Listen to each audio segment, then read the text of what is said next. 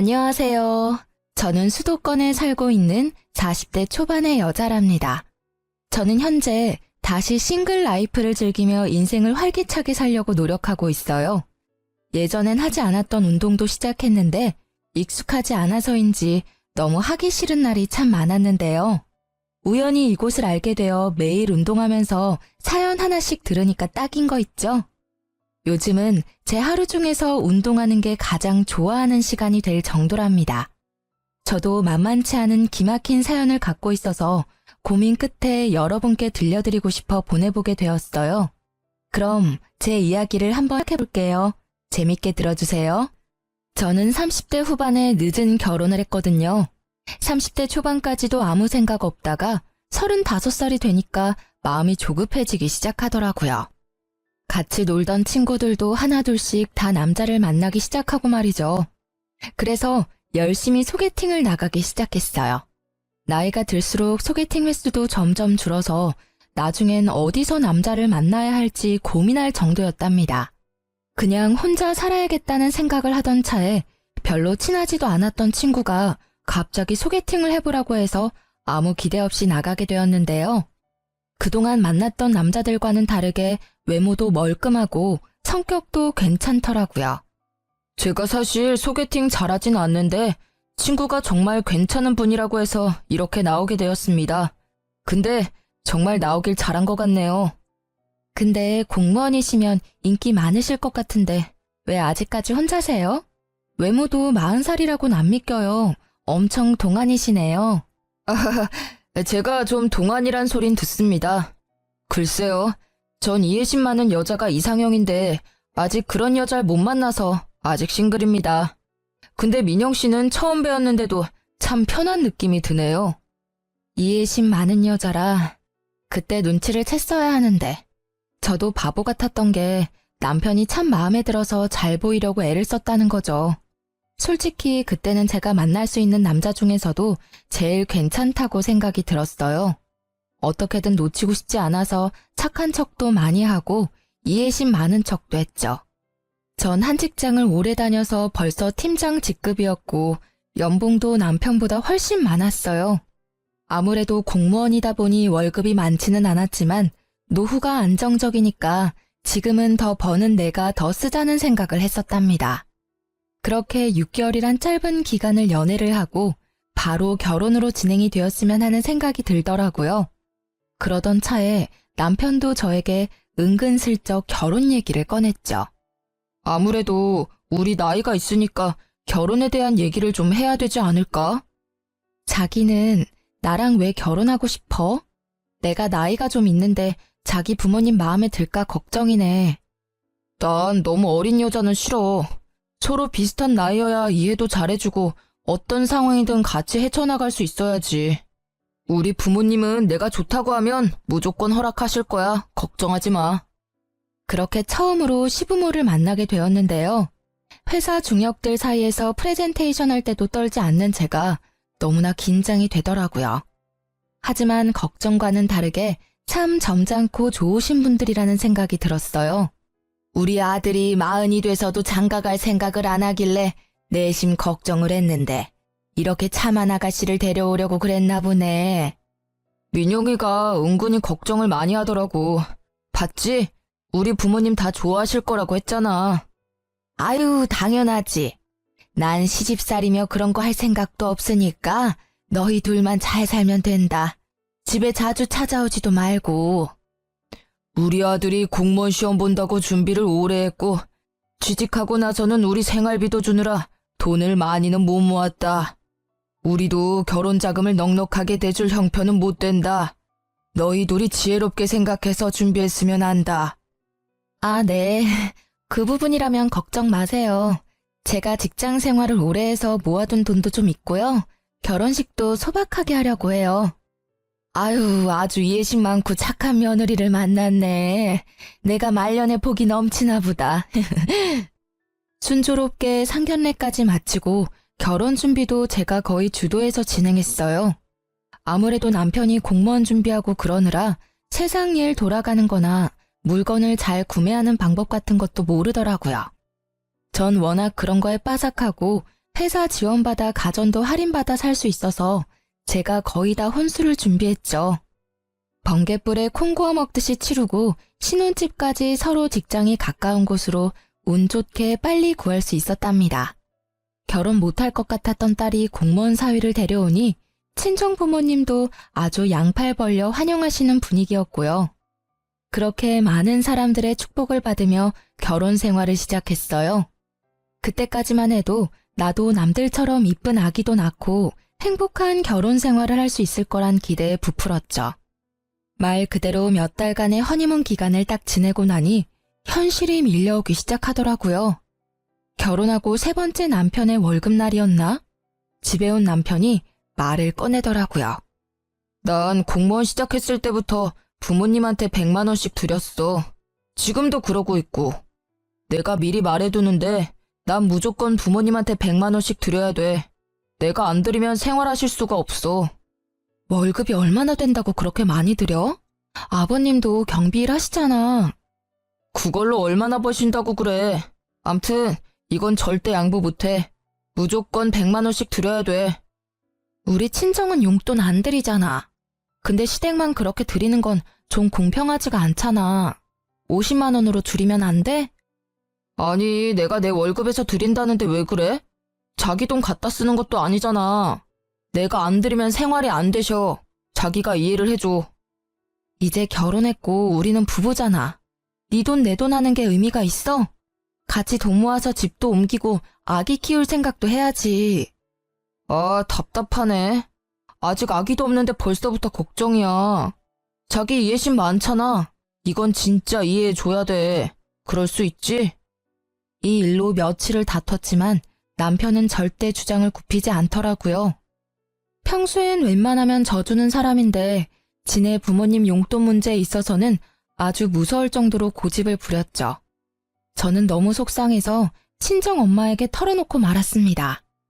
너무 나쁘게만 생각하지 말고 그렇게 하도록 해. 2명이서 사니까 바깥 사돈 월급만으로 부족할 수 있지. 우리야 용돈 필요 없으니까 우리 줄 용돈까지 시댁에 드린다고 좋게 생각하고 남편이랑 화해하고, 응? 엄마가 그렇게까지 말해주니 마음이 좀 풀리기도 하고 친정 부모님께 죄송스럽기도 하고 여러 가지 감정이 들었죠. 결혼한 지 얼마 되지도 않았고 결국 남편을 이해해주기로 했답니다. 근데 남편 월급에서 100만 원 빼고 보험료 빼고 뭐 빼고 하면 남는 돈이 별로 없는 것 같더라고요. 처음엔 생활비라고 돈을 주더니 액수가 점점 줄더라고요. 제가 군말 안 하고 그냥 받으니까 괜찮다고 여겼는지 어느 달은 기막히게도 20만 원을 주는 거 있죠? 금액을 보고 순간 열이 확 뻗쳐서 남편에게 쏘아붙였답니다. 해도 너무하는 거 아니야? 시댁엔 매달 100만 원씩 주면서 지금 생활비라고 달랑 20만 원 준 거야? 이번 달에 자동차 보험료 내고 쓸 데가 좀 있었어. 당신이 나보다 더 훨씬 많이 벌잖아. 더 버는 사람이 생활비 좀 더 내면 어때서 그래? 너무 야박하게 그러지 말자. 내가 그동안 말을 안 해서 그렇지 지금까지도 내가 생활비 거의 다 부담하고 있었거든? 자기가 시켜먹는 배달비가 한 달에 얼만지 알아? 20만 원으론 배달비도 안 나와. 여자는 결혼하면 다 이렇게 무섭게 변하는 거야? 자기 참 착하고 이해심 많은 여잔 줄 알았는데 이렇게 싸붙이니까 너무 무섭다. 나 공무원이잖아. 노후에 연금 나오면 다 자기 줄게. 지금은 더 버는 자기가 좀 더 내. 노후는 내가 책임지면 되잖아. 말다툼할 때마다 노후엔 지가 책임진다는 말을 하면서 거들먹대는데 슬슬 꼴보기가 싫더라고요. 솔직히 연금 나오는 게 얼마나 된다고 저러는지 제가 들고 있는 개인연금이 더 많이 나올 것 같은데 말이죠. 같이 있으면 더 행복하려고 한 결혼인데 어째 혼자 살 때보다 생활이나 심적으로나 쪼들리니까 이게 맞나 싶더라고요. 그러던 어느 날 시모가 저녁에 신혼집으로 찾아온다고 연락을 해왔죠. 그래서 부랴부랴 퇴근을 해서 아파트 앞에 가보니까 시모가 벌써 와서 팔짱 딱 끼고 현관문 앞에 서 있더라고요. 어머니 오신다고 며칠 전에 연락 좀 해주시죠. 일부러 그랬다. 그래야 평소에 어떻게 해놓고 사는지 좀 보지. 그 말을 들으니까 좀 벙찌더라고요.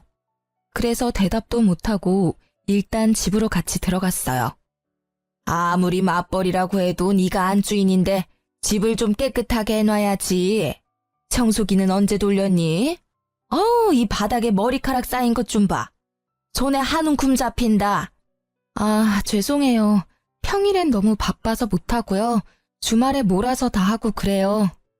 아유, 요즘 애들은 아주 편하게 산다니까. 근데 보통 지금 들어오니? 그럼 저녁은 언제 차려서 먹어? 아, 오늘은 좀 일찍 끝내고 온 거고요. 평소엔 정수 씨 혼자 차려 먹거나 배달 시켜 먹고 그래요. 뭐? 남편 밥도 안 챙겨줘? 너 그러려고 결혼했니?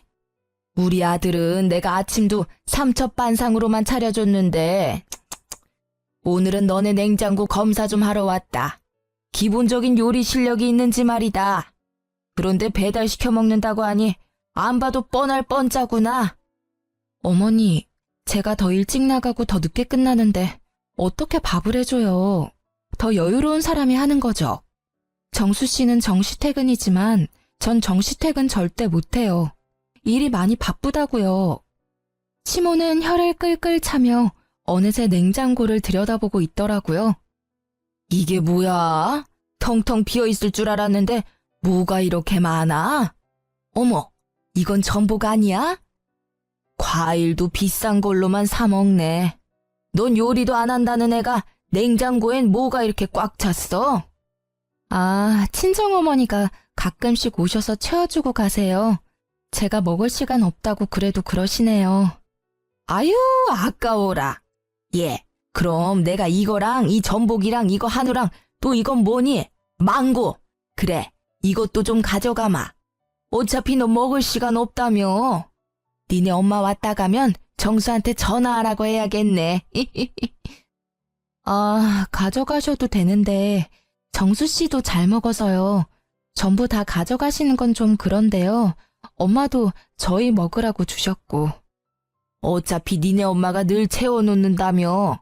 먹을 거 없다고 전화하면 되잖아. 들어보니 너희 집이 우리보다 더 여유 있다고 그러던데 니네 아버지가 대기업 간부였다며?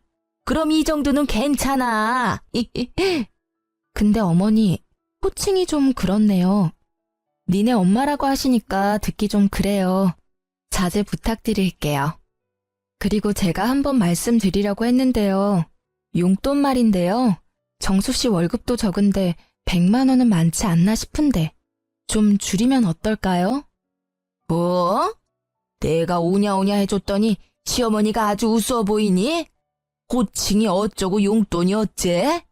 네가 주는 것도 아니고 내 아들이 주는 건데 왜 네가 이래라 저래라야?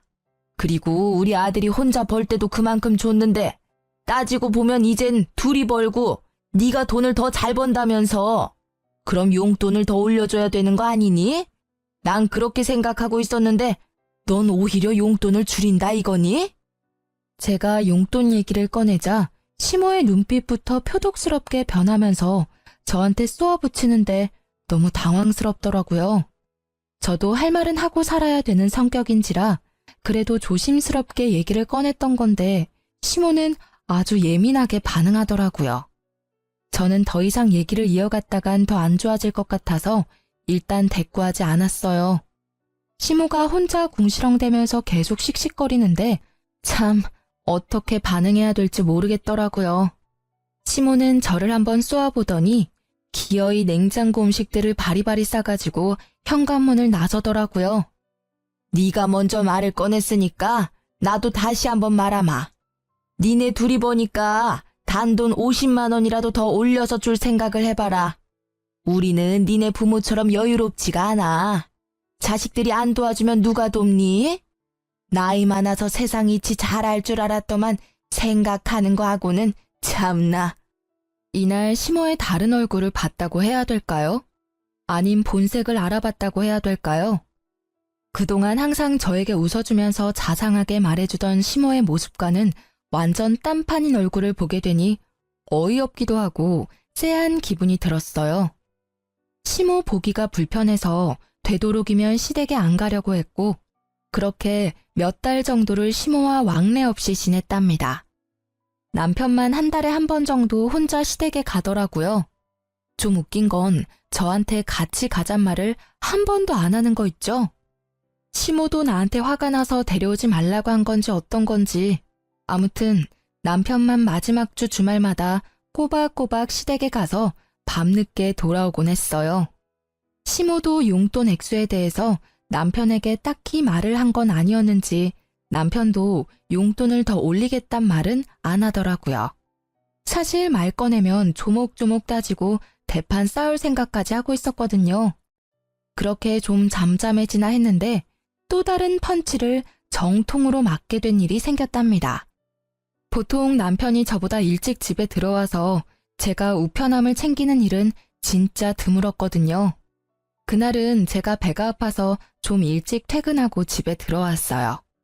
우편함에 편지가 몇 개 있길래 가지고 들어왔답니다. 하나씩 우편물들을 뜯어보다가 순간 억 하고 외마디가 저도 모르게 흘러나오더라고요. 믿기지가 않아서 눈을 몇 번이나 깜빡였다가 다시 봤을 정도니까요. 남편이 제2금융권 은행에서 받은 대출이 밀려서 독촉장에 온 거였죠. 세상에, 대출 금액이 얼마였는지 아시나요? 자그마치 1억이었어요. 결혼할 때 돈 없다고 3천도 안 들고 왔으면서 빚이 1억이 있었다니. 저를 감쪽같이 속였다는 사실에 몸이 부들부들 떨리고 현기증이 나더라고요. 얼마나 그렇게 편지를 손에 꽉 쥐고 앉아 있었는지 어느새 밖이 깜깜해졌죠. 얼마 후 집에 들어온 남편이 어둠 속의 제 모습을 보고 흠칫 놀라더라고요. 아우, 깜짝이야. 언제 들어왔어? 아니, 왜 불을 안 켜고 그러고 있어? 당신 나한테 숨긴 거 있어, 없어? 솔직하게 지금 얘기해. 내가 숨기긴 뭘 숨겼다고 그래? 참나. 아, 생사람 잡지 마. 또 뭔 일인데? 이거 뭐야? 나한테 빚 있단 얘기는 없었잖아. 그것도 1억이라니. 한 달 이자가 얼마야 도대체? 이거 언제 대출 받은 건데 어디에 쓴 거냐고. 이거? 내가 빚 다 갚으면 얘기하려고 했어. 내가 어릴 때 사업을 좀 해서 그때 빚이 좀 생겼어. 미리 말 못한 건 미안한데 다 내 월급으로 갚고 있는 거니까 굳이 말 안 해도 되겠다고 생각했어. 그러고 보니까 시댁에 100만 원 주고 이거 이자 갚느라 생활비를 한 푼도 안 줬구나. 당신 부모님은 당신이 1억이나 대출받은 거 알고 있어? 내 말 좀 들어봐. 내가 그래서 정신 차리고 공무원 됐잖아. 당신이 이제 알게 돼서 말인데 이왕 이렇게 된 거 당신이 이자 좀 내주면 안 될까? 사실 몇 달 동안 이자를 못 냈거든. 부부라는 게 뭐야? 서로 어려울 때 도와야지. 우리는 한 배를 탄 사람들인데 이 빚만 같이 갚아주면 내가 당신 노후는 딱 책임질게. 그놈의 노후. 진짜 개풀 뜯어먹는 소리 하고 있네. 이거 1억 당장 해결해. 당신 부모님한테라도 돈 받아서 빚 갚아. 해결 안 되면 난 더 이상 당신이랑 못 사니까 그렇게 알아. 저는 대충 짐을 챙겨서 근처 호텔로 가버렸어요. 남편 꼴을 더 이상 보고 싶지도 않았고 그렇다고 친정에 갈 수도 없었으니까요. 남편은 매일같이 전화에 대고 문자를 보냈지만 철저하게 무시해버렸죠. 3일째 되니까 시모 귀에도 흘러들어갔는지 시모가 전화를 계속 해대더군요. 넌 왜 이렇게 전화를 안 받니? 지금 시험이 무시하는 거야? 하긴 남편도 개무시해서 집도 나가버리는데 시부모야 얼마나 쉬워 보일 거야. 정수 씨한테 듣고 전화하신 거 맞아요? 왜 어머니가 화를 내세요? 빚이 1억이 있는데 저를 철저하게 속인 거잖아요. 어머님은 알고 계셨어요? 그래, 알고 있었다. 아니 지금 공무원 돼서 성실하게 갚고 있으면 됐지. 뭘 그거 가지고 바가지를 긁어대? 아주 하는 짓이 10대보다 못해. 지 맘에 안 든다고 가출이나 해버리고 말이야. 그리고 막말로 네가 어디 가서 우리 정수 같은 애랑 결혼할 수나 있었어? 나이는 많아도 우리 정수한테 잘할까 해서 결혼시켰더니 아주 성격이 개차반이야. 남편이 뭐라든 밀어줄 수 있어야지 여자가. 지금 말 너무 심하게 하는 거 아시죠? 며느리 무시하는 게 좋으세요? 아무튼 저는 대출 1억을 숨긴 남자랑은 한평생 같이 못 살 것 같으니까요. 지금 사과할 거 아니면 저한테 전화하지 마세요. 저는 시모의 막말에 화가 머리끝까지 나서 전화를 거칠게 끊어버렸답니다. 혼자서 곰곰이 연애 때부터 지금까지 생각을 해보았어요. 사실 죽고 못 살 정도로 사랑해서 한 결혼도 아닌데 왜 나만 이렇게 다 맞춰줘야 하는지, 그리고 남편의 문제를 어느새 제가 다 해결을 하고 있었다는 걸 깨달았죠.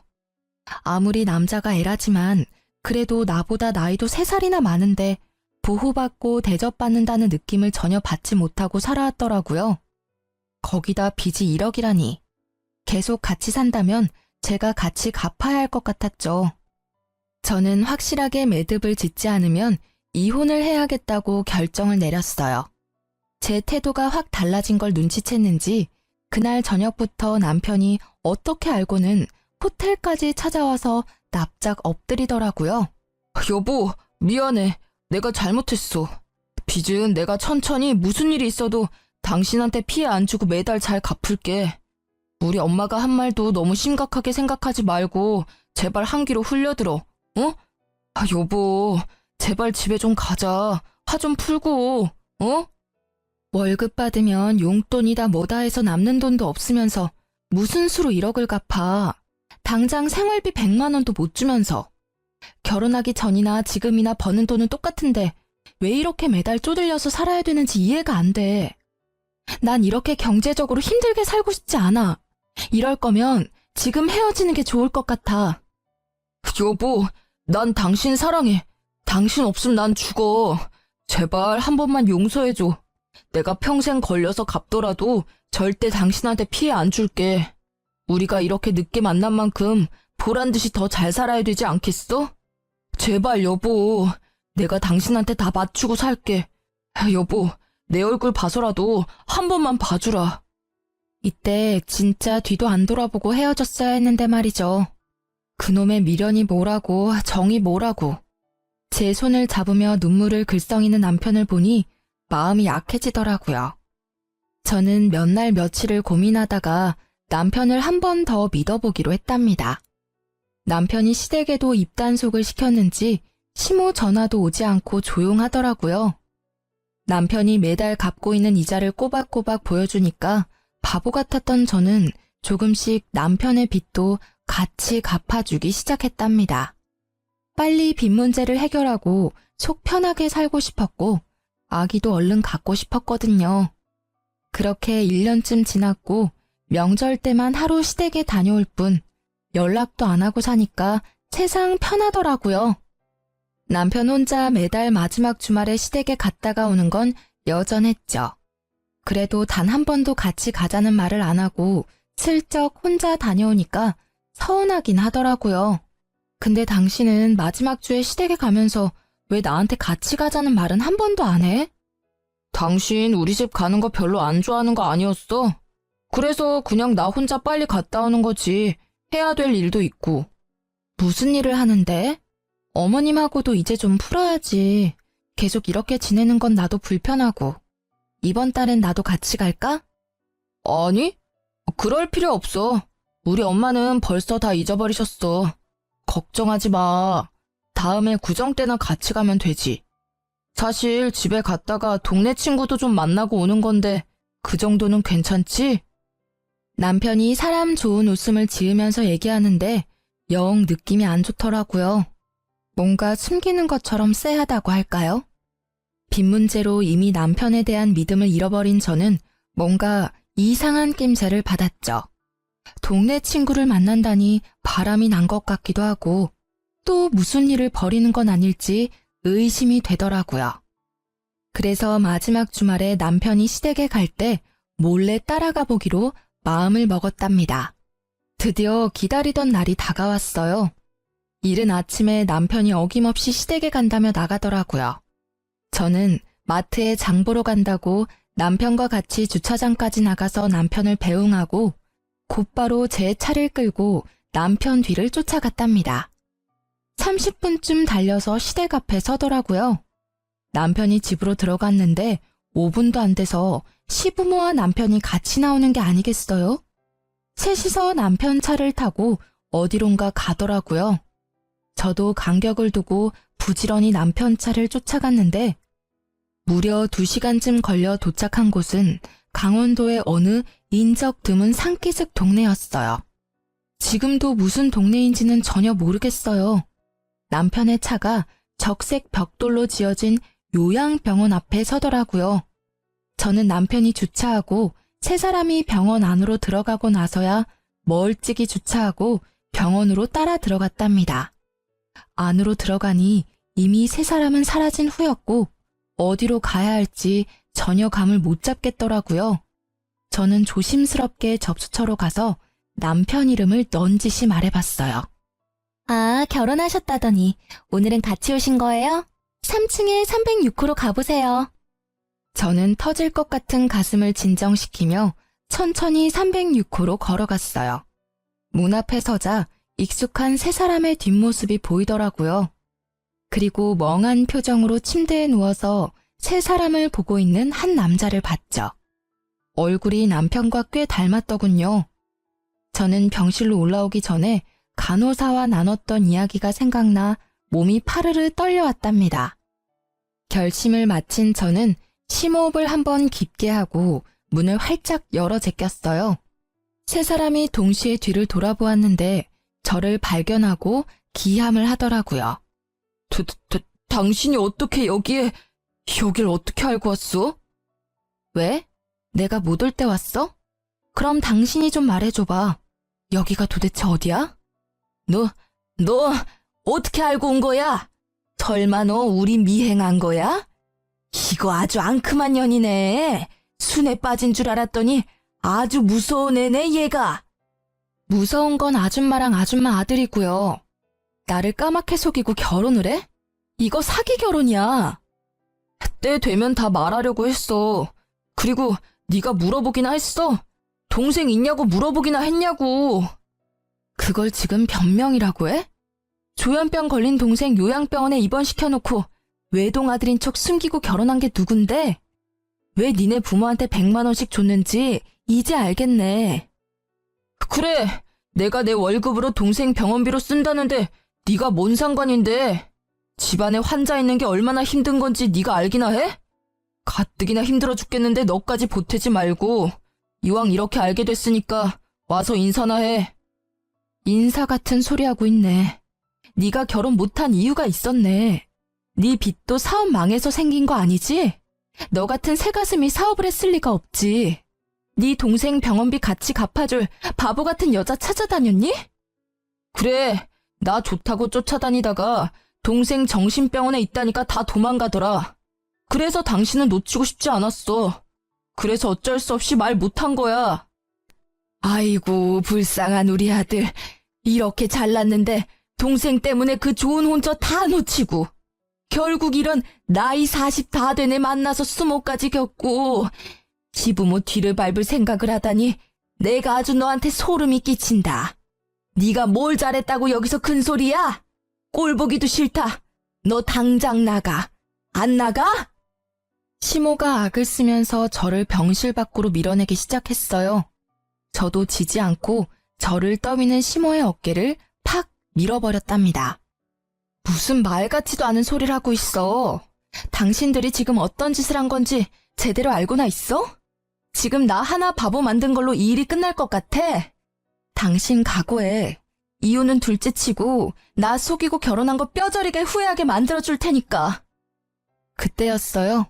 침대에 누워있던 남편의 동생이 무슨 동물처럼 괴성을 지르기 시작하더라고요. 손과 발이 다 침대에 묶인 채로 말이죠.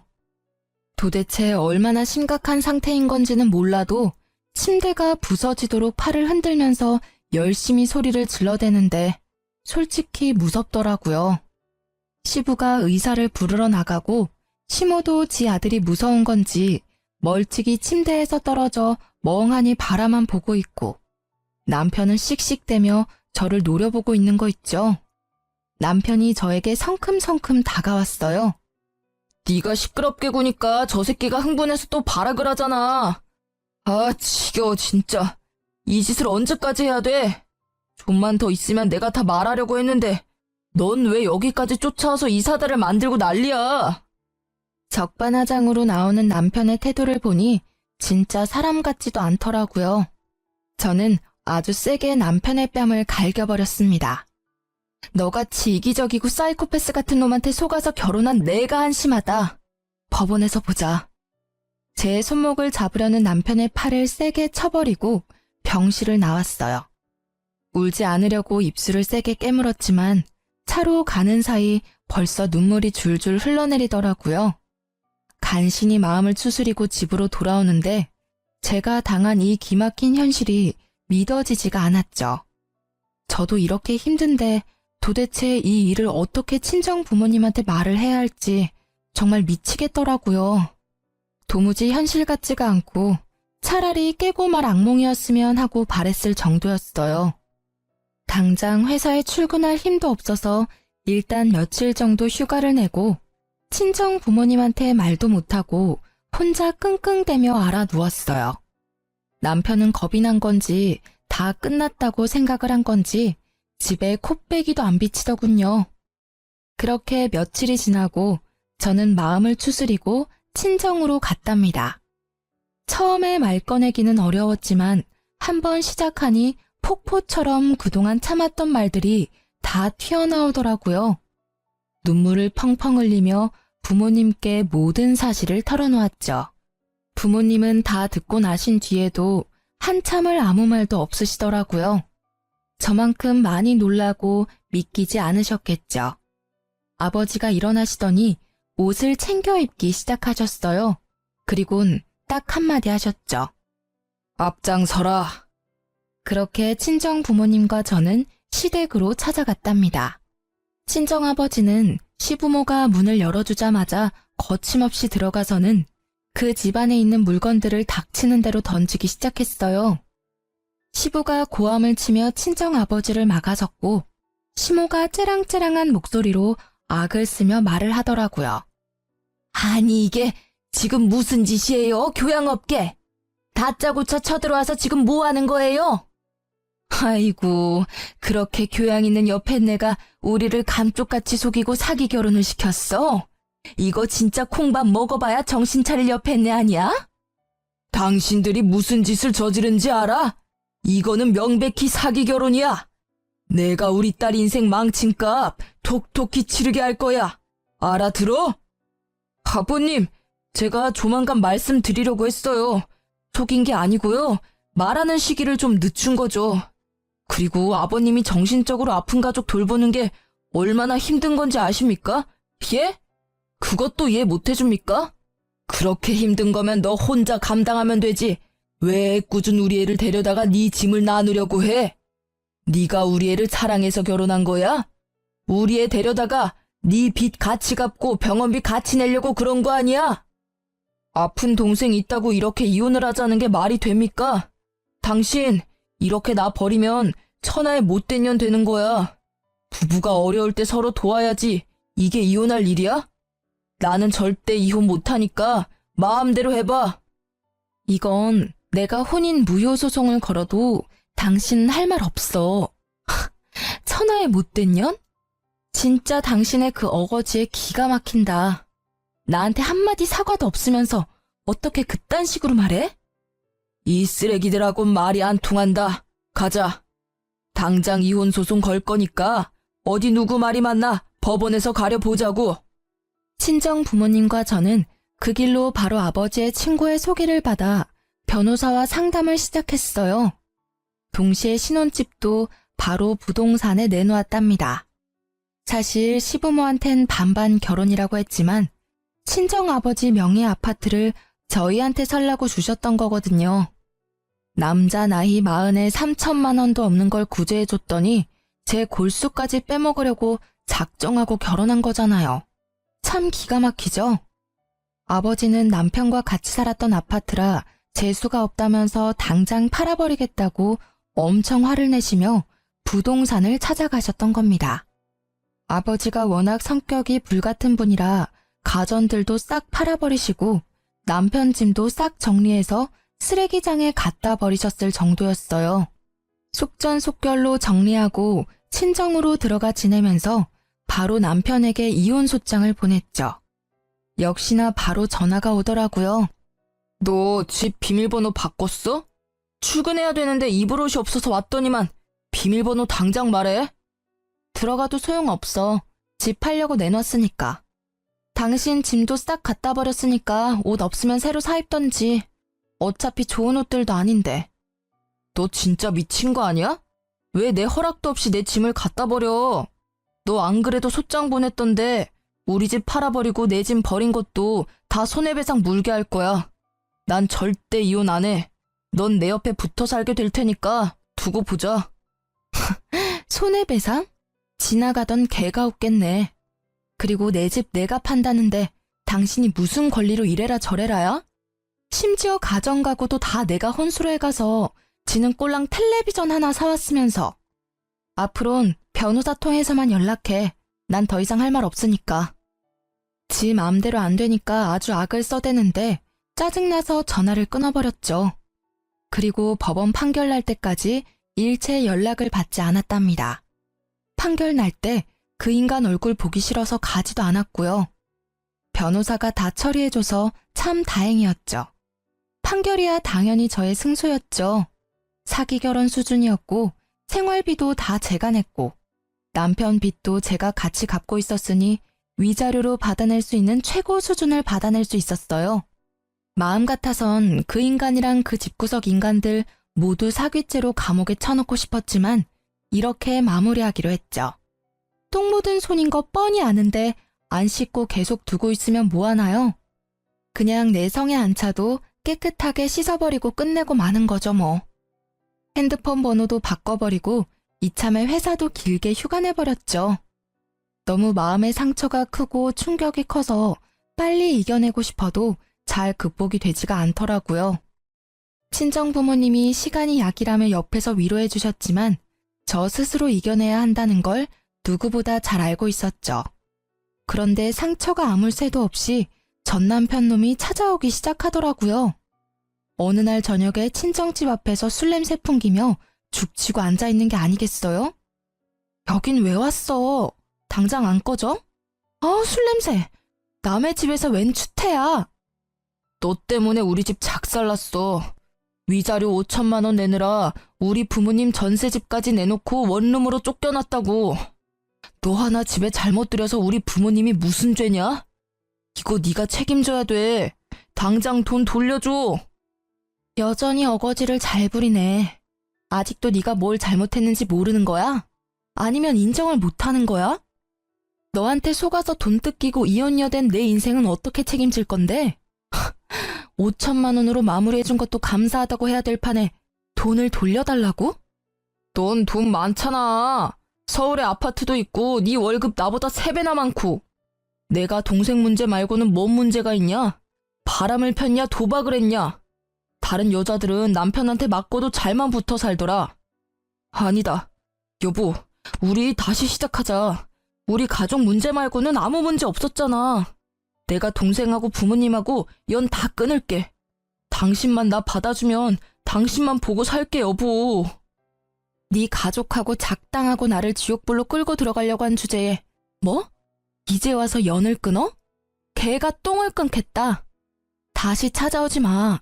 또 찾아오면 그땐 5천만 원으로 안 끝날 줄 알아. 제가 집으로 들어가려고 하자 전 남편이 무릎을 꿇은 자세로 질질 기어오더니 제 발목을 덥석 잡는 게 아니겠어요? 아무래도 남자 힘이 세다 보니 꽉 잡고 안 놓는데 아무리 발을 구르고 비틀어도 안 빠지더라고요. 이거 안 놔? 경찰 부른다? 제가 핸드폰을 들고 경찰을 부르려고 하자 전 남편이 벌떡 일어나서는 제 핸드폰을 확 빼앗아가는 거예요. 눈빛을 보니 매섭게 번뜩이고 있더라고요. 경찰 좋아하네. 이젠 뭐 범죄자까지 만들어서 직장도 잘리게 만들라고. 누구 인생을 더 조질라고 이게 진짜 보자 하니까. 전 남편이 손을 들어서 저를 때리려는 신용을 했어요. 저는 순간적으로 눈을 질끈 감았죠. 그때였어요. 쿵 하는 소리가 나서 눈을 떠보니 전 남편이 복도 구석에 처박혀 있었어요. 이 자식이 아직도 정신을 못 차리고 감히 내 집에 와서 소란을 부려? 너 오늘 내가 가만 안 둬. 다시 못 찾아오게 다리 몽둥이를 분질러 버릴라. 불같은 성격의 아버지가 무슨 짓을 하실지 몰라 얼른 막아섰죠. 괜히 이러다가 폭행죄다 뭐다 빌미만 줘요. 그냥 경찰에 바로 신고해버려요. 제가 지금 신고할게요.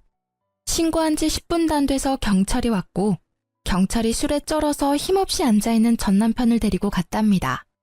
참 웃긴 게 혹시나 경찰서 가서 조사라도 받을까봐 굽신대면서 지가 스스로 밖으로 나가더라고요. 그렇게 전 남편과의 악연은 마무리가 되었죠. 그 후로 지금까지 다시 만나지 않았거든요. 덕분에 아주 별 경험을 다 해봤네요. 평생 안 가보던 법원의 변호사 사무실에 경찰까지 부르고 말이죠. 지금은 다 마무리가 되었어요. 다시 돌이켜보면 실제 막장 드라마보다 더한 일을 겪은 것 같아요. 제 이상형이 저를 이해해줄 수 있는 여자거든요. 이제 찾은 것 같아요. 당신은 이해심 많은 여자잖아. 이것도 이해 못해줘? 나이 차서 결혼했으면 이해할 건 이해해야지. 네가 20대니? 가끔 남편이랑 시모가 했던 말들이 머릿속에 울릴 때가 있어요. 길지 않은 결혼 기간 내내 나한테 이해하라며 내가 희생하기를 강요했던 전 남편 놈과 시부모의 가스라이팅이 얼마나 심했던지. 이혼한 지금까지도 그 생각에서 벗어나기가 쉽지 않네요.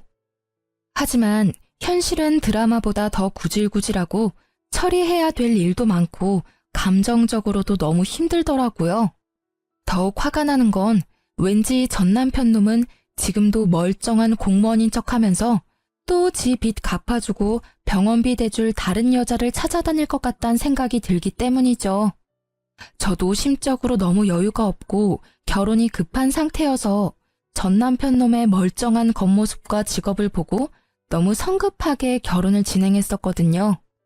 그놈이 그 당시에 그런 제 모습을 보고 속으로 얼마나 바보 같다고 비웃었을지. 자다가도 그 생각만 하면 화가 뻗쳐서 벌떡 일어난답니다. 저는 지금 다시 회사에 복귀해서 전과 크게 다르지 않은 삶을 살고 있는데요. 큰 일을 한번 겪고 나니 마음가짐은 많이 달라졌어요. 이젠 외롭다고 아무나 절대 만나지 않고 혼자의 삶을 즐기려고 해요. 괜히 아닌 인연 억지로 만들어서 인생 꼬는 것보다 심심해도 평범하고 행복한 현재의 삶이 훨씬 나으니까요. 여러분도 외롭다고 성급한 결정하지 마시고 현재의 내 삶도 충분히 행복하다는 거 꼭 기억하셨으면 좋겠어요. 제 사연 어떻게 들으셨는지 모르겠네요. 모두 행복하시고 건강하세요.